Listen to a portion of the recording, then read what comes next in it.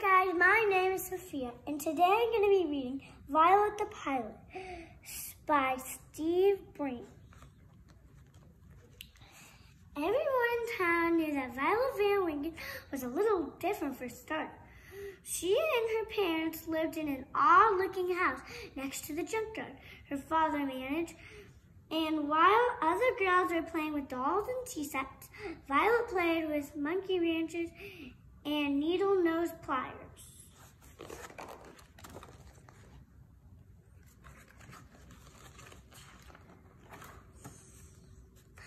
Violet was a mechanical genius. By the time she was 2, she could fix almost any broken appliance in the house. By 4, she could take apart the grandfather clock, completely reassemble it. Science, she didn't have any friends. Aside from her dog Orville, she would spend hours tinkering with things from the junkyard. Violet's parents were very proud of her, although they weren't so happy the time she put a lawnmower engine on her cousin's tricycle. Right there. The older she got, the more interesting Violet's creation became around. The time she turned 8, she was building all bright machines from scratch and not just any old machines, flying machines. Her parents couldn't believe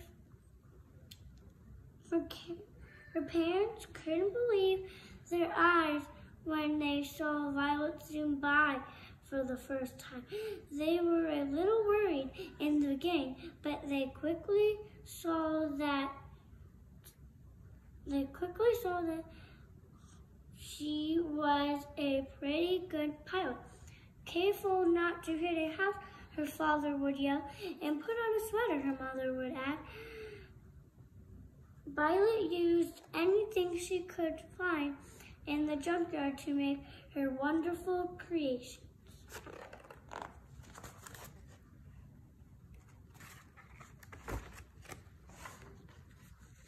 There was the tub bubbler and the bicycopter and the rocket can.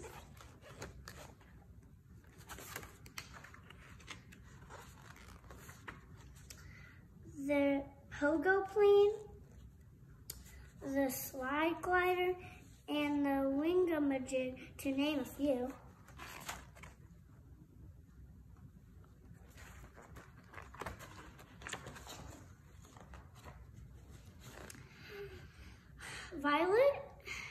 Violet's energy was pretty sound, but only real hazards were tall trees, piles of junk in the yard, and bugs in her teeth. There's bees right there. Ew. Kids at school would see Violet eating lunch alone and make fun of her strange books and grassy coveralls. Clued and Clyde Mulrooney were especially obnoxious. Violet sitting alone.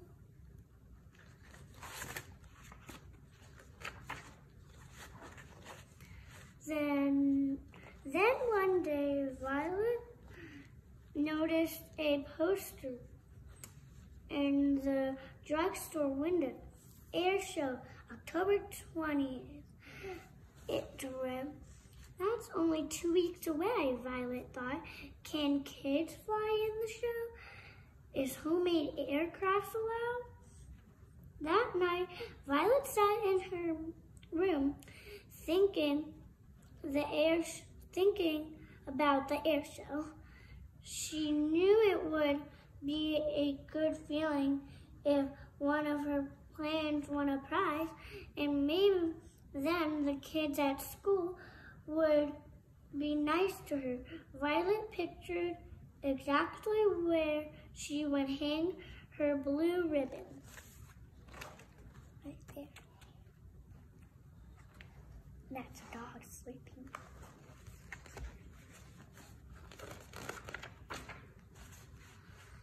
She and Orville spent the next few days combing the junkyard for just the right materials. When they had the collection in a giant pile of stuff, the building began. One day, the Maloney twins happened to pass by. "Look, it's that girl from school," one of them said. "What are you doing, weirdo?" "I'm building an airplane," she told them. The twins exploded in laughter, then mumbled something mean as they walked away. Orville barked at the boys, but Violet just went back to her project. "Take it easy, buddy," she said. "We're too busy to worry about them."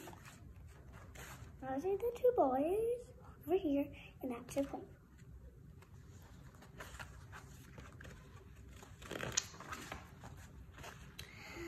Finally, after days of hard work, Violet had finished making her flying machine.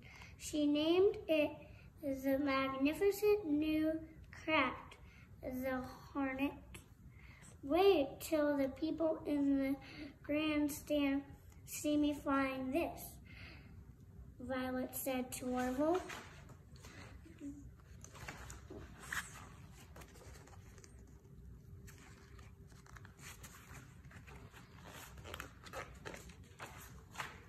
The test flight was a success. Whoa. The doggy fell out and I landed in the plane.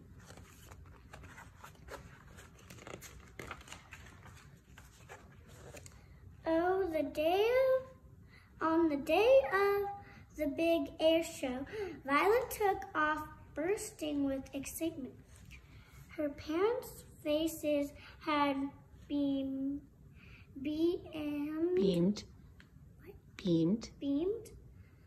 with pride when they wished her luck, and she thought about that as they flew through the clear autumn sky.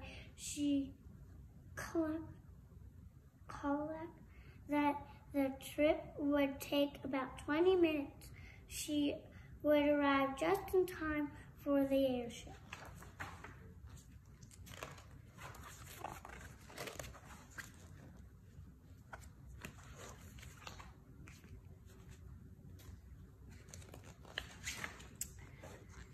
Suddenly, something caught Violet's eye. In the river below, a group of people were waving. Violet lowered her airplane to get a better look. A troop of Boy Scouts had run into trouble while canoeing. Violet knew she had to help, and fast. Oh my goodness. There's a lot of Boy Scouts. I hope she can save them all.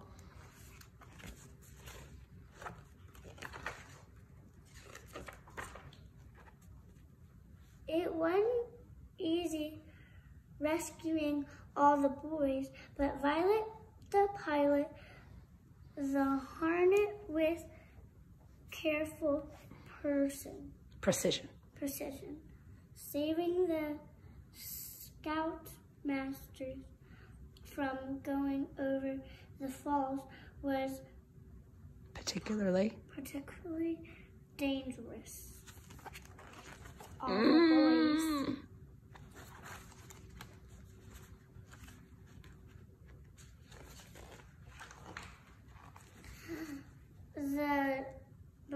dropped the Grateful Scout off at the hospital. Then she checked her watch. 3:30, she said to Orville sadly. We've missed the air show. She turned her plane toward home and sighed. It was a miserable feeling. Poor Violet.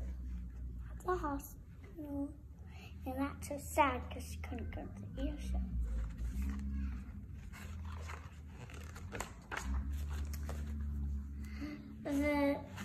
That evening, Violet had no appetite for dinner. She just went upstairs and sat on her bed. All of a sudden, she heard lots of noise outside the house. She and Orville went to the window and discovered that a crowd of people had gathered. Somebody spotted her. There's Violet. There's the boy, shouted someone. There's our hero. That's her looking at the window. But it came to say thank you. And that's her sad in her bed.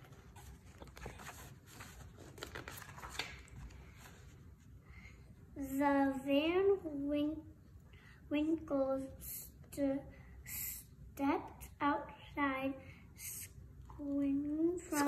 squinting from all the flash bulbs that were popping. The press, the mayor, the fire, and the police chefs. Even kids and teachers from school had all learned of the rescue that day and had come to prize her. Young lady, please accept this medal of valor or bravery as a token of our great appreciation and esteem, said the mayor, and he gave Orville a new collar with a license that read K9 Hero. That's Violet's medal, and that's the dog's medal. That's the kids in school.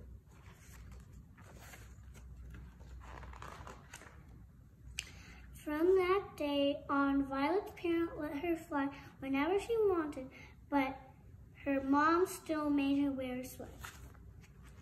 He was looking at the magazine that said Violet, and then he saw her out the window. Thank you. I really like this book, and I hope you enjoyed reading it with me. Bye.